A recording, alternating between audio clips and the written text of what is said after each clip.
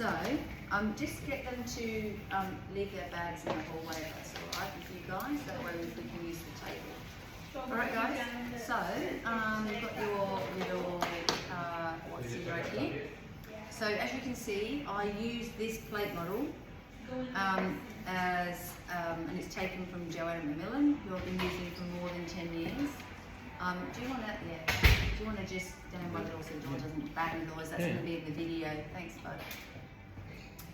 So today we're going to make sure that we are making sure every meal looks like this plate. And by doing that means that you're, if you look at the coloured pieces of the pie, this is ensuring that we have the right macronutrients. So if you look, here comes Lee. So if you look at number 1 and 3, right, both of those components are plants, yeah? So both of them components of plants, and there's one there for you there. And basically by ensuring that that's your fuel for your body, yeah? So we're just, and then if you look at number 2, that's your protein, and then number 4 is your fats. And if you have that, those in those proportions of your plate, then you're going to be making sure that your body is fueling those 70 trillion cells that inhabit your body. Yeah? So think of the nourishment that your body needs. That's what we're doing. We're nourishing the body by using the plate model. Yeah? You didn't miss much, Lee. No. So basically, all we talked about so far is this plate model is taken from Joanna Macmillan, and by these macronutrients are what's really important to that's alright, fire away. So, you haven't missed much so far. Sorry, I was brushing my teeth in my left hand, it took longer. That's important. Alright, so I won't go through what's incorporated, but what's really important to know, and my husband, who's known me for a very long time, hears this stuff all the time. Basically, we go, we haven't got many smart carbs. The other is on Wednesday night dinner. And I'm like, okay, bit of education here. So, you have just made a whole plethora of roasted veggies. And in it, he put lots of vegetables, but he put carrots, pumpkin, sweet potato, right? And they are starchy carbs. Mm-hmm. So it's not a grain. And we think of bread and pasta and potatoes, right? But actually, those are also starchy carbs, as is beans and legumes. They are written down in your smart carbs, so you can actually see what they are. So they are there, and you know, and all of these foods also contribute to feeding the microbiome of your gut. So 1 and 3, they're all plants, and they fuel the microbes in your gut. So that's really important to look after your gut health, because we know that 80% of our immune cells are made in our gut. And so to keep us really healthy and well, it really is about making sure that those microbes are fueled up. Yeah? Does that make sense? So when you look at this plate model, it really is about nourishing your body. Yeah? We're going to go through that as we go. So number 3 is the smart carbs, which is a really important component that you understand, because most people go, oh, I can't eat carbs. Well, we'll talk about the quality of those carbs in a minute, and about the proportion of those carbs. Like if you look at people's plates, and it can be full of just starchy carbs, which is way too much than your body needs, and if your body doesn't need those calories, we'll call it calories, but I don't like it to call it like that, but if we overfuel our body and we don't need that amount of fuel, then it actually just stores it as fat. Yeah? And so that's important to note, right? The portion that you need is a really small portion. So for instance, if I'm making spaghetti and meatballs for dinner, then I'll use, so for 5 of us in our family, I might use not even a packet of spaghetti pasta. Right? It's not a lot. So if you look at the portion on your plate, it might be cooked pasta, might be, you know, I don't know, let's say half to 3/4 of a cup. It's much less, but I make sure I fill up that pasta sauce with lots of vegetables, or I add some steamed greens or some lentils or things like that. So then I'm sated, because sometimes when we don't have enough starchy stuff, we don't feel full, and we'll get to this fullness part in a little bit as well. Yeah.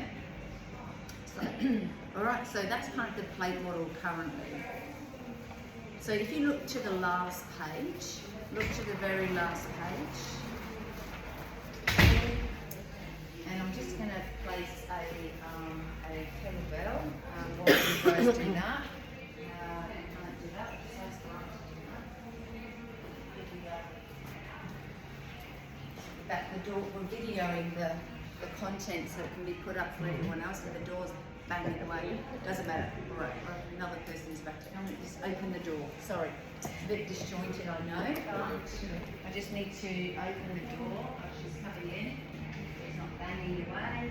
All right, so if you look at the last page on your little things there, you've got 3 plates. So this is breakfast, lunch, and dinner. And then on that, for instance, I might get you a pen as well if you don't have one.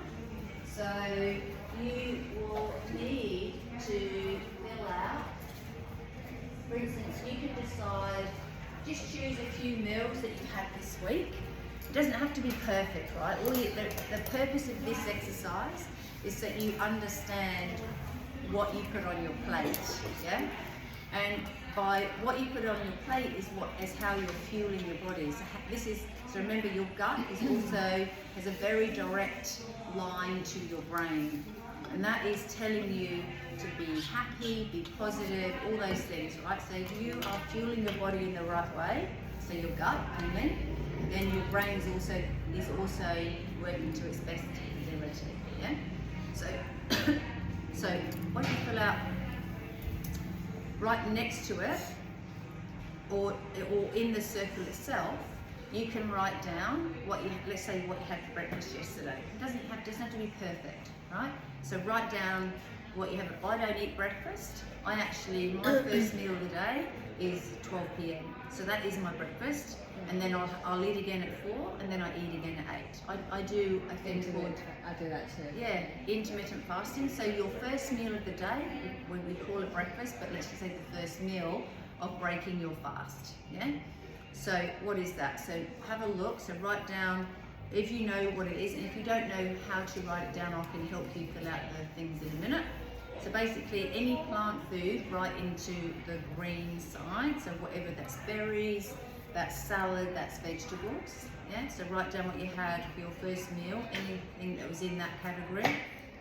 In number 2, write down the category of what did you put in, what protein did you have in that first meal. And they can be obviously the obvious things. It can be eggs, it can be fish, it can be meat, it can be legumes as well, okay? And seeds and nuts also have a certain amount of protein in.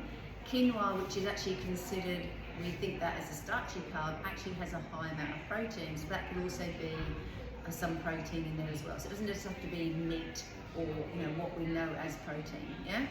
And then obviously smart carbs, what did you eat yesterday's first meal that was your starchy carbs? So was that your quinoa, was it your brown rice, was it your oats, was it your cereal, was it your, you get your legumes, beans, etc. And then what kind of fats entailed in that first meal of your day. So let's have a quick squiz of that. Write down everything that was in that first breakfast, and then let's do a lunch before we head into working out what it was. So let's work out what that first meal was later. Let's work out what we had for lunch. You can choose any lunch, yeah? Any lunch that you want, yeah. So you can choose any lunch through the week. It doesn't have to be the best thing. Don't think to yourself, oh my God, was it really perfect? What we're trying to establish in this session is, okay, how can I make my plate look better? How can I fuel my body and my gut, yeah? That's it. So if you just got any lunch, doesn't matter what that looks like. So anything that was in that department of vegetables, salad, and fruit, yes, anything that was included in that meal that was in that department. What was in the protein section of that meal? So what was the protein? Was there any starchy carbs in it? Remember, they can cross over, so some of the protein can be starchy carbs as well. And then any fats that was in there too. Yeah? So once you have that filled out, and then let's think, once you fill that out, let's think about a dinner that you had this week. Yeah? So what did you have? You don't need to, like, you know, if you want answers, don't think of it as your best one that you had this week because you want to impress me. Just write one down so we can actually then expand that. Does that make sense? Yeah. And then, because really what you're asking me for is help. How do I make my plate look better so my body works better, which also my mind works better as well. So all you're doing is looking at, you know, what's in the vegetable content. We always find dinner a little easier with the vegetable and the salad content. Much easier because we generally gravitate towards those food groups, and then we know we're going to eat protein. A lot of people really fall down with the carbs at night because they stress about, you know, it's been this myth for a while, can't eat carbs for dinner. But actually we really need every bit, because every single one, every piece of this pie that you see offers you micronutrients. So vitamins A, B, D, C, E, K, all of those, and then all your minerals on top of that, yeah? So it's really important that you cover each piece of the pie. And then at the very top, I want you to asterisk, and I want you to put 30 plant varieties.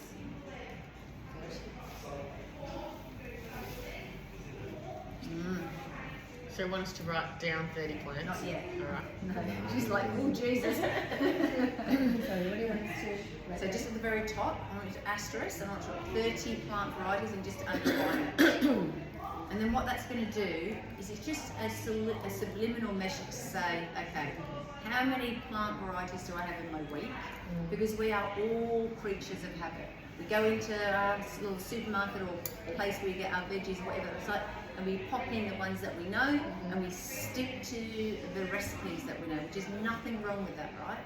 But could we, at least once a week, choose a recipe that is tasty and, you know, and about, like I love a chef called Yosh Makalengi. He's like one of my favourite, and it doesn't matter what I make from his choice of selection, his food is so tasty, right?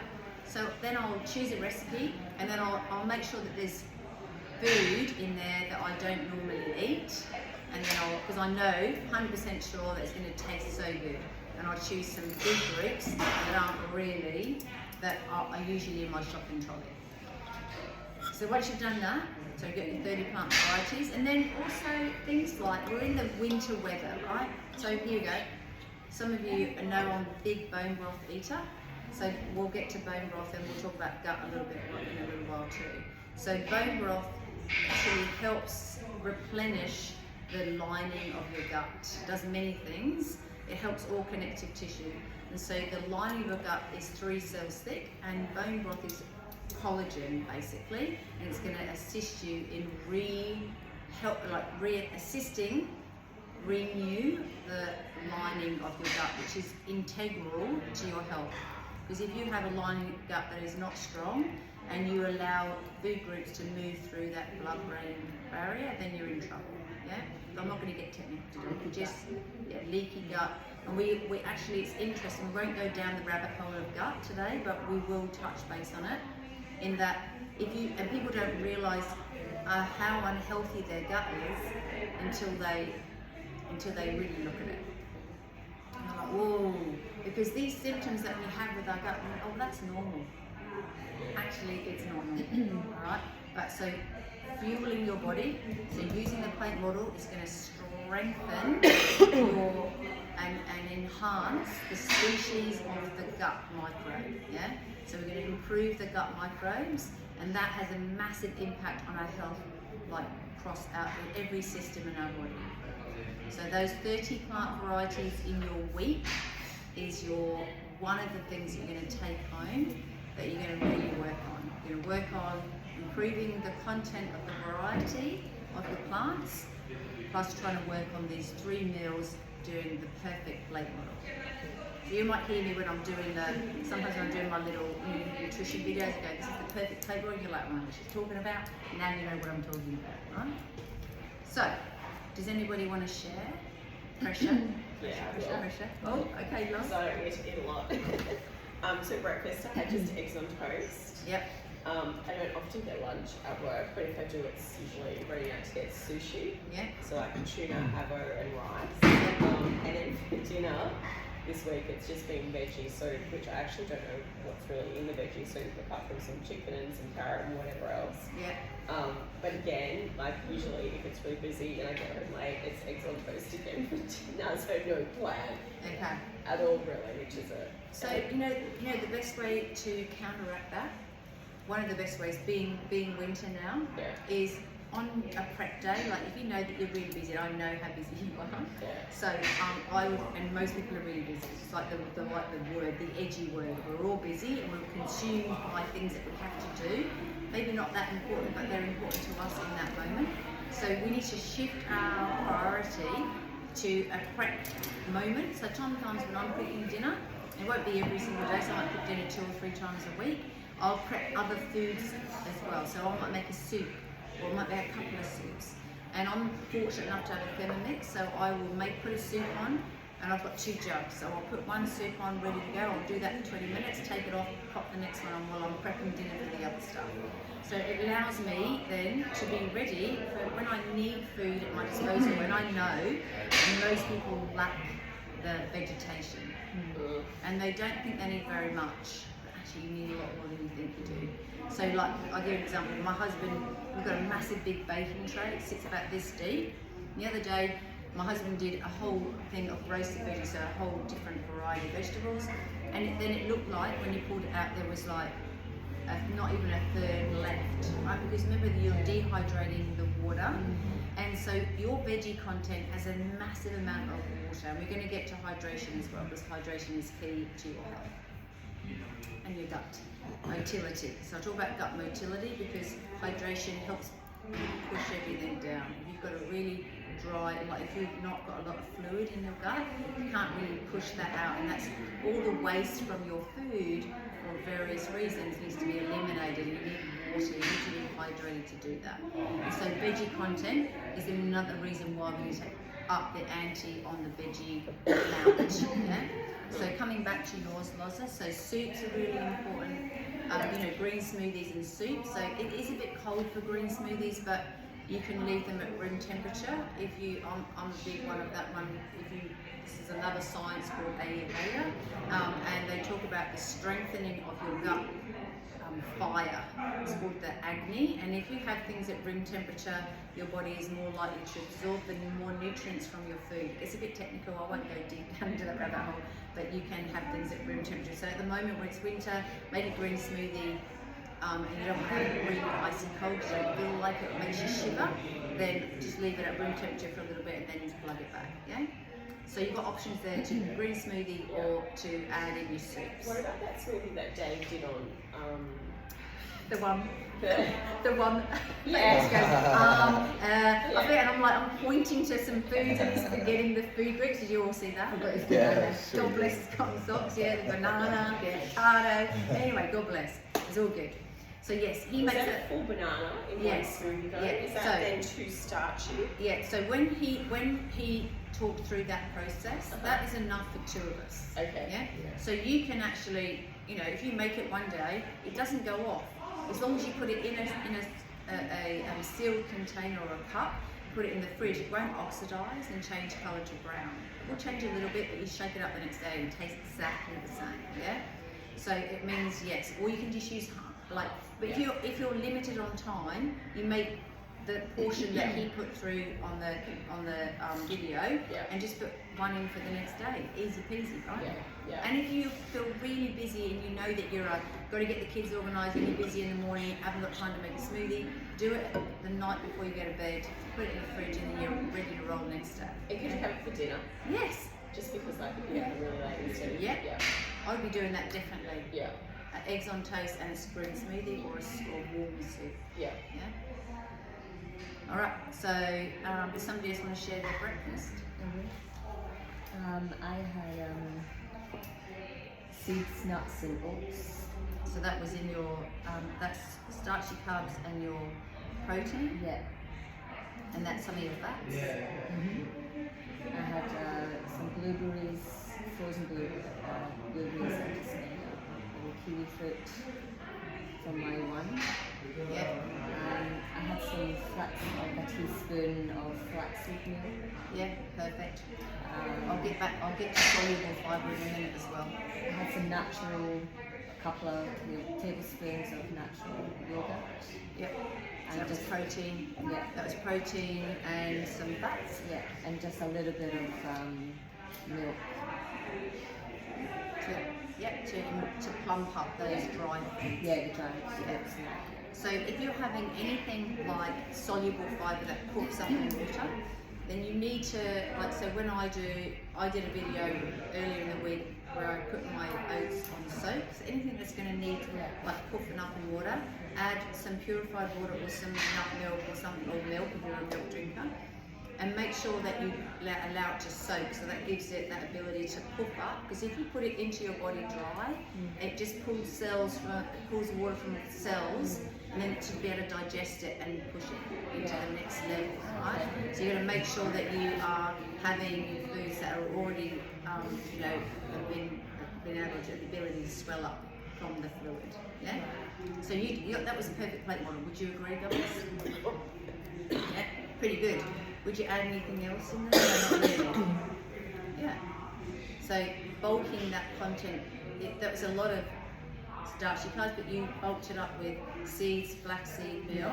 Flaxseed meal is like the miracle. So you know, like in the days when our parents and they said Metamucil and stuff like that, full of rubbish, as we know. So we know flaxseed meal and psyllium husk are the two things that I really ask everybody to consume every single day. Because it picks up all the old cells in your body, and then old blood, old hormones, and then it attaches itself, and it helps get rid of all the old debris in your body. So it's one of your elimination pathways, your colon. Yeah? So the flaxseed meal, psyllium husk will pick up all the old stuff, help eliminate waste from your body. That's only one of the ways that we eliminate stuff from our body, one of the elimination pathways. Yeah. So psyllium husk or flaxseed meal, every day 1 teaspoon. Yeah, perfect. Do it in water. Sometimes, like when I went camping and hiking just recently, took a little bag with me, and I literally put a teaspoon in water and just slugged it straight back. Yeah, I let it cook up in water and then I slugged it straight back. Smoothies and just Absolutely. Yeah. And then Lee, do you want to share your breakfast? Yeah, I'm a little behind on this, so my week wasn't a plate model, so Yeah. this is just what I've been eating. It anyway, only has to. yeah. So all the purpose of the plate model is just to compare Correct, what yeah. you're doing. So blueberries, oats, almond milk, and rice malt syrup. Yep. And most of the time it will be poached eggs with avocado on toast. Yep. Pretty much. So Standard. all we kind of need to add in really is just a bit more plant in the eggs and toast one. So what I think I'm going to post a video today, tomorrow, on what that plate model looks like if you're doing eggs and protein with some vegetables. Like I'll saute some onions, capsicum, tomatoes, mushrooms, then put those wilted spinach over the top. And you can do that at the beginning of the week. Keep it in a container and just warm it up. So it goes, so you don't have to worry about having to make it, right? Again, it comes down to that prepping of the week. Just adding a little bit more content of plant. But other than that, perfect, right? But for the blueberries, oats, and almond milk, that doesn't really cover. But the blueberries are in the #1 category. Yeah. And also, positively, it's a purple food, which many people don't eat many purple foods. We need to eat like from a rainbow every single day. So even though #1 is green, just to because it's plant, basically all plants, we need to eat all colours of plants. Yeah. And then you know. And then so I had heavy toast, I had Sonoma soy and linseed, but I mushed some smoked salmon in it. And then a smoothie that had frozen strawberries, bananas, baby spinach, coconut water, and LSA. Yeah, that's pretty good. Yeah. That's not every day, but I could have easily have said Vegemite toast on tip top. But you know that sometimes it's not what you do sometimes that really matters. So it's largely what we do all the time. Yeah. So 80% of the time we talk about that Perrot's rule of 80-20. So what we do sometimes doesn't really break the bank. It's what you do mainly all the time that fuels your body to feel amazing all the time. Yeah. And then Yeah, so I did, yeah. you've got a long list going on there. Yeah. He's a lot. So I did the omelette for breakfast, so I usually have onion, capsicum and tomato with that. Yeah. And then I would have sort of avocado and feta. And the problem with that is I actually find I'm still quite hungry. Okay. Which is probably what I sort of thought, probably do need to throw sourdough You do. in there. I would definitely. You know what? You can have. So I'll get back to quality then. Let's use that word quality. Yeah. So you know, in that you can throw in some carrots or some starchy carbs, some beans, some legumes into the stir fry, into the omelette. Yeah. If you want, that's that starchy carb. Or to really sate that feeling of like feeling a little bit fuller, you can do things like really good quality sourdough. It's been fermented for more than 30 hours. Like proper sourdough has been fermented, so it's good for the gut. I will just slip in right here that most of the Australian wheat has been hybridised. Yeah. And it's been genetically modified and to get a better yield, and it's a lot more glutinous, which causes quite a bit of havoc in. So it is one of the gut irritants. So it doesn't mean that it's really bad for you, even if you eat TikTok once a week. It's all right, but it's about making sure that you choose the best quality that you can to your budget, right? And then the other thing that I love, so like for instance, you can make, if there's a nut loaf, you can do it yourself. It's called the life-changing loaf. Really cool way. It's high in protein and it's really got carbs and it's got oats and things like that. So life-changing loaf's a good one. I love going to Harris Farm. It's expensive. It's $15, but it's the sprouted sunflower seed loaf. It looks like a brick. You've got to slice it into really thin slices to be able to toast it, but you feel really sated when you eat it. I love that. And I didn't get down to sprouting, but sprouting foods and fermenting foods gives you that 100 times more nutrient density. So it is a really good way to eat foods when they've been sprouted and fermented. And then the other way, Staples also have a loaf called, I think it's the gluten-free loaf actually, and it's got loads of oats. It is so tasty, so delicious. Like really that life-changing loaf, is that a recipe? Yeah, that's a recipe. Life-changing loaf. You just go on the internet, right? Google life-changing loaf. They'll give you like a seeded loaf. It is a brick, but you know, you tweak it a little bit to your need. I think the one that they do at Staples has a little bit more olive oil in it, and it's really delicious. It's a bit smoother when you toast it. It's not so dry. You don't want it to be so dry because you don't want to eat it. So there's your options as far as quality goes to increase your carbs there. Yeah? And I think you'll find then that you'll feel sated. And I've used the word sated a few times. And one of the things that Joanna really talks about is this terminology called harihachigiri. And it's a Japanese terminology, and it's about the fullness of how you eat. And if you're an intermittent faster, you'll notice that you get fuller faster because you're not constantly putting foods in, right? And your tummy's not expanded, so it's at the right size. Your stomach is this big. So I know once you've masticated food and you've gone down, obviously it doesn't look, it's a bit bigger on the plate. But your body only needs to be about a 7 out of 10. So you should feel, oh yeah, I've got food in my tummy, but not like, oh my God, I can't move. Then you've eaten too much, and then you've gone back to that. Your body doesn't need to use that, so it'll store it. Yeah? So sated is really important. So that 7 out of 10 is a really good way to really give yourself an idea of how much you need to eat.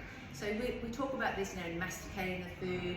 You've got enzymes in the mouth that actually break down food, and it's doing its job, right? So what it needs to do to get into your stomach.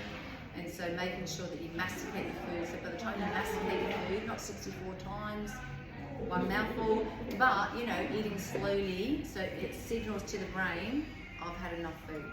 because you know how like we're all busy and we're like, and you've eaten the food and you're like, how did I get to that? I don't remember eating that. And you've eaten it so quickly because your time makes you eat faster. You know, you're stressed because you've got to do things with the kids and they're demanding things from you. And suddenly, you know, so you're not in a relaxed environment. And being in that relaxed environment means that you absorb more nutrients from your food. If you're eating under duress, then you will less likely to get as much nutrients as you need. Does that make sense? So being in that rest and digest system called the parasympathetic zone. All right. So I don't think we need to go through every lunch and dinner thing, but if you look at your stuff now, look at your stuff, and just if you want to ask questions about what that looks like in your week, like what can I do, how can I add more things, fire your questions at me now. So, like we eat quite a bit of Asian at home, right? So it's always like jasmine rice or basmati rice. Yes. Is that like, are those smart carbs when they're white? Yeah. Okay, so when they're white, they've removed the husk, which is actually the stuff that also yields nutrients as well. And so I think when your kids are a bit younger and they're a bit fussy, I used to combine, so you might throw in a little, half a cup of quinoa, you know, it's in there, again it yields more protein, it has the husk around it. You can put a little bit of white rice and brown rice together, so cook the brown rice, then add the white rice halfway through the cooking process, so it'll be finished together. And that way they don't know, because you've blended it, they have no idea that you've done that. So I've been mixing them so you've got a bit more, you're using a bit more of the husk of the rice, and having things that are whole meal, again, so your food looks closer to what it did when it was taken from the field or ground. Yeah, you want your food as close to nature intended it. We process food for sure, but obviously not highly processed. I'm talking like pizza and shit like that. Yeah. That's processed, highly processed, not even food. All right. So as you look at my menu suggestions, you'll see that there is breakfast, lunch, and dinner, and then lots of different ways to. They're the perfect plate model. If you look at any of on the 38X at home, on the Fusion Fast Pilates way, all of those actually I think I made last year, I think it's a closed Facebook page, I'll have to go back and look at it, but I'll put it on today's thing. I think it's called 38X Fusion Recipes, I think. So they're combining the 2 studio names plus recipes. I'll have a look and put it on today's thing. And then on there's loads of recipes that I've started putting up, like some basics and just some recipes. You can go back and look at those if you want ideas. On this particular 30-day wellness, we're just going to keep adding ways to make sure breakfast is good, lunch is good, and then dinner. Sorry, so again, it's just a channel. Sorry, I think it's 38X, or it might be 38X Fusion Recipes, or it could be Fusion 38. I think it's 38X Fusion Recipes. It's a closed Facebook page, but don't hold me to that. If it's not that, I'll put it on today's post so you know what it is. And then, and then if you look at the tips, you know, there's consistency is the key. You know, like, so this is why we started the winter wellness thing. So we'll work on breakfast this week, get breakfast really good, and then we'll carry that over, and next week we'll work on getting the lunches really good, and then consistently, then the next week with the dinners, and then the full food, we'll bring it all together so we know we're all on the right page. So consistency is definitely the key. I like to plan because I like to know I've got stuff there. You know, when you're really famished, like, you know, when you go to the supermarket and you're like really hungry, and then like suddenly you're like eating like things. You've got empty packets when you get to the checkout, and it's a bit like that. Try not to have nothing prepared in your fridge. So when when you're hungry and your body's telling you to eat, you've got all you need there. It's not always possible, but if you can be, you know, ready to roll, you're good then. And then eating more cleanly. So if you follow the plate model, you're going to eat cleanly. You know, I touched before on highly processed. There isn't any food in highly processed. There's nothing nourishing about highly processed, and we all know that. It's like no point telling you off, going, oh, you know. But we all eat highly processed food, a couple of times a week, and that's all good, right? No problems with that. Getting back to, I often make enough for lunch. In my house, it's going to be quick, so I make extras at dinner and then I put it in the fridge. It's almost like, you know, when you're growing up when you have to put your name on it. Otherwise, someone's eating it the next day. I whipped it out. I was so excited the other day. David made a whole video of that little portion for my breakfast the next day, and then I'm like, oh! And someone had whipped it. I was like, oh! They don't eat leftovers, but obviously they liked dinner that night before. I thought, yeah, I'm having that for myself. So make enough so you don't have to think it's about time efficiency. Buy what you can afford. Obviously, budget always plays a role in how we eat. Let me just got the door. So that plays a massive role in how we eat. The budget. So can you eat organic? Can it be free range? Can it be from the farmers markets? Whatever that looks like to the best of your ability. You know, if everyone knows what their budget is, and if we buy less packaged food, we actually have more money for the really good, nourishing foods. Yeah, like if you buy packet food, actually you think, oh, it's only, you know, $6 for a packet of cheese crackers, you know, crackers for your cheese, but that's a lot of money, right? So, you know, what can I do to make sure I have the crackers maybe not as expensive and then spend more money on foods that are more nourishing, because you're going to feel 1,000,000 times better when you nourish your body. And then I really am a massive fan, as I said before, on time restricted eating, and that means, you know, you might fast 2 days a week. I do it every day because I feel really good with that, and fasting really assists in your body being well. Alright, so there are like more than 100 reasons why you should be fasting, and that you're not having an overabundance of food, so you're not constantly eating, so eating 3 meals a day is really good, rather than having 3 meals plus snacks. A lot of people get into this, you know, there used to be, back in the day when I started learning about nutrition 30 years ago, it'd be like, you know, eat 5 meals a day, putting wood on the fire. But what we know now, with stress and chemicals and all the things that go with that affect our gut, if we're constantly putting wood on the fire, like food into our digestion, it's always constantly having to work. So there's no downtime and no rest time for your digestion to just relax. Yeah. Right? So there's that aspect of it as well. So I really recommend having 3 square meals a day. Having restricted eating, it's my daughter out there waving at me, and then so making sure that you are, if you want to try fasting, the benefits really outweigh. So if you really want to give it a go and think, oh gosh, I'm a huge breakfast fan, then you might just push your breakfast a couple of hours out than it normally would, and you do that by 15 minutes a day, pushing it out. So if you eat breakfast at 8, push it to the next day to 8:15. Then you push it to 8:30, then you push it to 8:45, etc. You go on like that until you push it. It takes about a month to get to 12 p.m. I do 6 to 8 as well, but I struggle sometimes to have 3 meals. Yeah. Because I have a breakfast. That's big. Yeah. And then I don't feel like it. Yeah. You've still got to have the 3 meals. Yeah, but you don't have to. Maybe you can have a smoothie or something. Yeah, so my second meal is a snack. Yeah. Right, so it might be a smoothie, because I, like you, Hazel, I actually don't need 3 meals now, but I'm a bit older, I use less energy than I used to, so I don't need as much food. I need the same amount of, the same content, the micronutrients, but I don't need as much, because I'm not as active as I used to be, so I'm not burning that energy like I used to. So my meals are a little bit smaller, so, you know, but that also comes down to the type of training you do too. And if I know, you know, when you go swimming and you're like ravenous after, if I do weight training every day, I'm like that. I'm like I need to eat a lot of food because I'm constantly having to replenish. So it depends on your type of training, yeah. And then hydration is absolutely key. And most of us will agree we are dehydrated.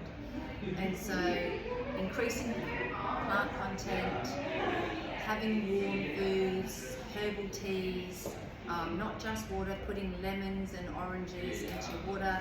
You might have a pot and you've got some fruit. You think, oh, you know what? Like I've just been given some of these beautiful blood oranges. So last night I cut up some blood oranges, threw it into a pot, put hot water on, and so there's beautiful orange tea. So I'm getting hydrated, plus I'm having the nutrients from the oranges. So, you know, it's one of your 30 plant varieties in your workout week. So don't be afraid to put things in water so they taste better. They're obviously not sugar, because that's not the right thing. Fruit is good. Mint tea, I love mint tea. You know, love a bit of that. And then sleep is really key to how your body will absorb and be rested and restored and regenerated. So even though it's not a nutritional thing, it is one of the pillars that we talk about when it comes to health. And a lot of our weight loss happens when we sleep. So I'm not going to go down that rabbit hole, but we need to restore our body. If your body is tired, this is the one thing I'll talk about today. You wake up in the morning and your ghrelin, your hormone ghrelin, is the greedy hormone, right? And it is like, I need to eat, and then you don't make good choices because your body is tired and fatigued, and then you're constantly overeating and choosing bad things just because your brain can't function very well. So sleep is absolutely important to the choice of foods that you make. And then for you guys, even though we don't think we have a gut problem, most people have some dysbiosis. And dysbiosis means that things aren't 100%. We haven't fed, with our plate model, we haven't fed our gut microbes the right amount to increase the species of the microbes. And stress can also cause inflammation in our gut. That's a known gut irritant. Dairy, caffeine, alcohol, sugar, stress, they are all things that create inflammation in our gut, which is that form of dysbiosis, and we start to feel a bit out of balance. And food can draw us back into that. So making sure that you are reducing the gut irritants, so your gut microbes can be the best they can be. Yeah? And some of those, so sugar and alcohol, fuel the bad bacteria, which isn't a good thing. So it's okay to have alcohol sometimes, but try and aim for those 4 days a week alcohol free if you can. 4 days a week, and that gives your body again a rest. Yeah? And questions? And we're almost done. This isn't related really to this, Paula, but like when you have a ravenous teenager that's coming home from school at 4 o'clock, what would you suggest? They need to eat. They're not worried about their gut. Their bodies are like going full bore and full on all 4 cylinders or 6 cylinders, right? You just got to feed them as much as you can from that plate model. So it's the green smoothies. When my kids were growing up, because I could control the amount of sugar, I would actually make loads of cakes and biscuits like muesli, you know, cookies. And they would all be controlled by the quality of the content of what that was. And my kids used to love it. My kids used to do things like sell from their lunchbox the homemade stuff because it tastes so good for money, so they could go to the cafeteria and buy rubbish. And then they'd come home and eat the good stuff because they knew it was at home as well. They were terrible. But bottom line is, you just need to, again, it's easy to do, right? Like I'll make a banana bread that's got walnuts, chia seeds, lots of things in it, and so it really sates them. And you just toast it and put a bit of butter on the top, and it's so tasty. They're like, oh yeah, I'll have some of that. They don't care that it's homemade, right? So when it's got to be, if it's warm and inviting and tasty without too much sugar, they're going to love it. Add more bananas so your sugar content's a little higher rather than adding the sugar or the honey. And if you cook with honey, it actually kills the good properties of honey. So it's a bit of a bummer when you cook with honey like that. It just takes that out. So just fuel them. Loads of carbs. They don't need to worry about that portion of the plate being a small portion of their carbs. They are burning energy. They're little pistons. They're burning energy all day long. And their brains are still growing. Their bodies are still growing. Just fuel them up. Like, just keep adding in as much as you can. What about supplements? Yeah, so up until I started to go into menopause, I probably didn't use supplements, but I'm on HRT, and the good version of HRT, I'll say that. And then when I had all my hormones tested, the doctor said I was 78% of Australians, or people who live in Australia, are vitamin D deficient. So I went on a vitamin D supplement. So apart from that, apart from the HRT and the vitamin D, these nutrients are my supplements. I get all my nutrients from food. That's why I harp on about this. And also not being stressed and having the right sleep means that you can absorb nutrients from your food, so your body's at its best. But one of the supplements for me is bone broth, the collagen content, and it allows my connective tissue to be strengthened from that, and my gut lining too. So that's kind of all. So you're prebiotic or probiotic? I just make sure getting back. So we only touched on fermented foods. If you're having fermented foods, then you don't need to take a probiotic. Onions, garlic, leeks, artichokes, all those things are prebiotics. They feed your probiotics. Yeah. So you don't need to. As long as you're having fermented foods, then you are supporting your gut health as well. Where do you get your bone broth from?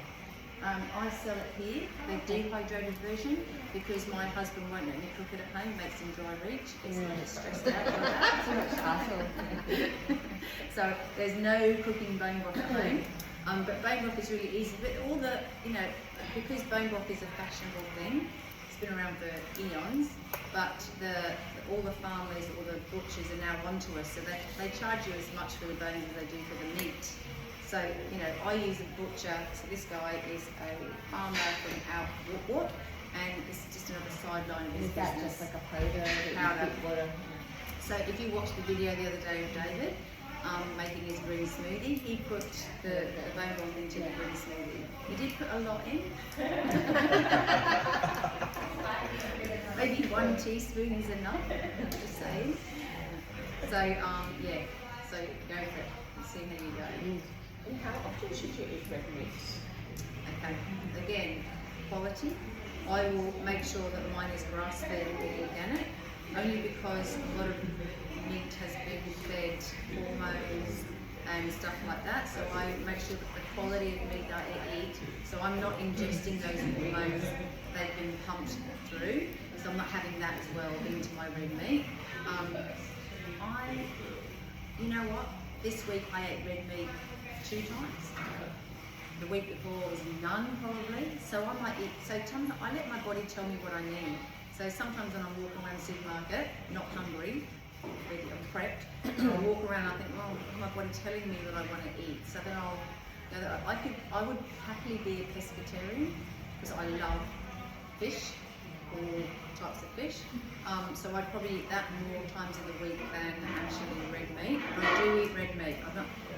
But respectfully, if you're a plant-based mover and you want to only eat plants, you've got to make sure that you balance your protein sources of plant really well if you're a plant-based mover. I don't think I could go to the supermarket and let my body tell me what it wants to eat because it would end really bad. Ooh, I'll have that. Yeah, you don't go hungry. I love adding things like cumin, smoked paprika.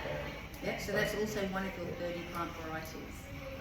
Okay. Your spices and your herbs that you use on your food are included in that 30 plant variety. Yeah, so remember you've got nutrients. So we don't have any protein that has not been marinated. Like my kids come home and they've been to someone's house and they're like, oh yuck, just slap the chicken breast straight in the pan. There was nothing on it. I'm like, what is that? Because I've been marinating their protein. Because things, it's part of that, like things are tasty, and then you complement it with all the other components of what's on your plate. So yeah, you can marinate. Again, that's part of the 30 plant varieties. Where do you buy those spices? Like the supermarket ones today? So let's delve down that department. So again, respectfully, a lot of companies want to be number one leader in their thing. So what do? Sneakily, is they add in sugar. And so some of the herbs and spices, which you wouldn't even think actually had sugar in it, so depending on the brand, and you just need to look at the label of it and go, okay, there's sugar in there. If you see sugar on the content ingredient list, put it back on the shelf. Yeah. Again, I mean, it's more expensive, but you're not buying them all the time. I buy the organic ones, they're like $1 more per container.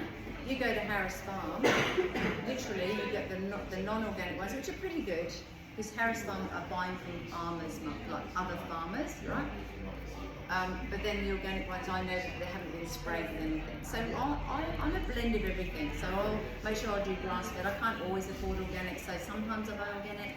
If there's nothing left on the shelf, if you get there at the moment, there's nothing left on the shelf, and there's only organic, I buy that.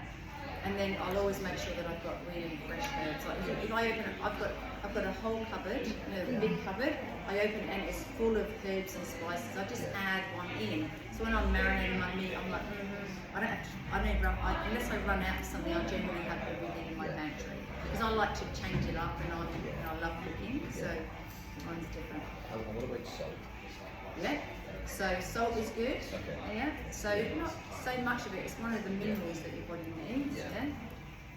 So Celtic sea salt, Himalayan sea salt, a little bit, salt and pepper. Again, you're just seasoning your food. You're not making it the #1 ingredient. You're just literally seasoning your food. Yeah, that's really good.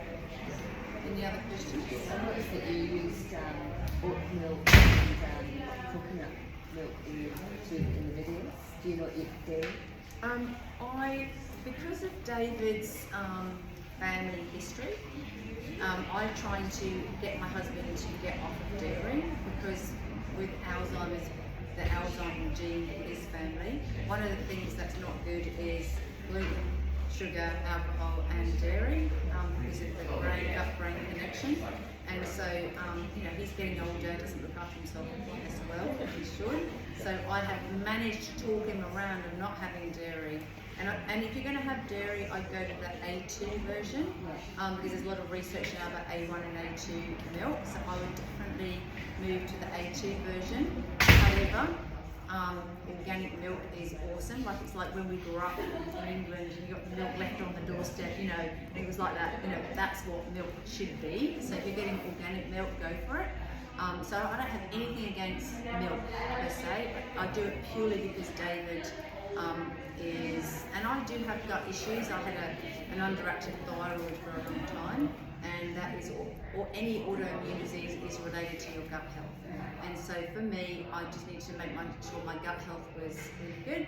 And so I'll have dairy other times of the week. Like I love cheese, so I'll have cheese a couple times a week.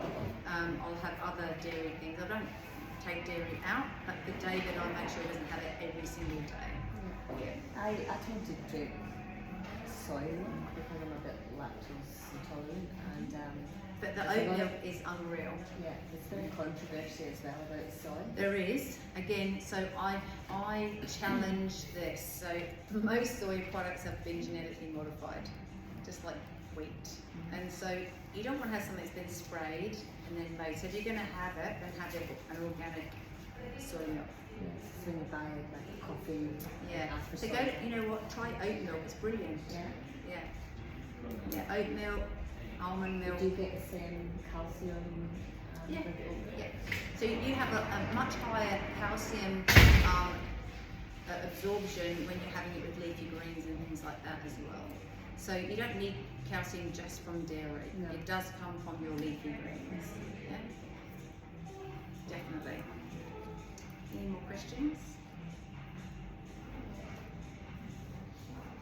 There's always more questions. You'll go and I should have asked that. So once we post up, this will be posted up today. So once we post this up, and a question comes to mind, you're like, oh, I just want to ask that question. Remember, you can ask that question. It's no problems. All right, cool. Do you mind pressing stop on there for me, please? Thank you, mate.